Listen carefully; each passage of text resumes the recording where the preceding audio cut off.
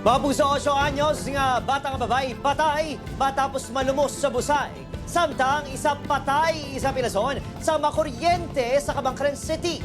Sa Eileen Pedraso nakatutok.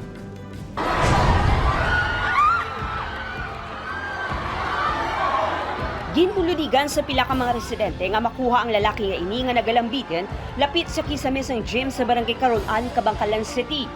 Ginkilala ang lalaki kay alias Jaime, 39 anyos, isa ka electrician. Nagwa sa investigasyon sa kapulisan nga nagasaulog sang pista ang barangay sang natabo ang insidente. Nagakayukol no ini sa generator set sang nakuryente. Padayon nga ginabulong sa ospital ang lalaki. Apang ang barangay kagawad nga si Elias Gemar nga tag-iya sa generator set 45 anyos. Ginbawian sang kabuhi matapos makuryente sang nagtuyo nga kayuhon man ang linya sang kuryente. Ang balino nag-burn out din kayo sa ilang electrician tapos ang accidentally na kuryente. Pagka-aksidente, ang isa naman nagbulos na kuryente ulit.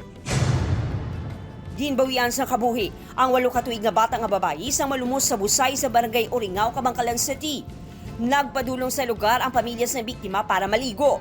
Apang nakalabuot sa madalom nga parte sang busay. Gin-revive pa ang bata apang ginbawian sang kabuhi. Siyempre na unattended ang bata pagbalik sa parent na kita sa ibang tao rin ako na lumos. Kung may mga minor, dapat i-attended. Eileen Pedraso, One Western Visayas.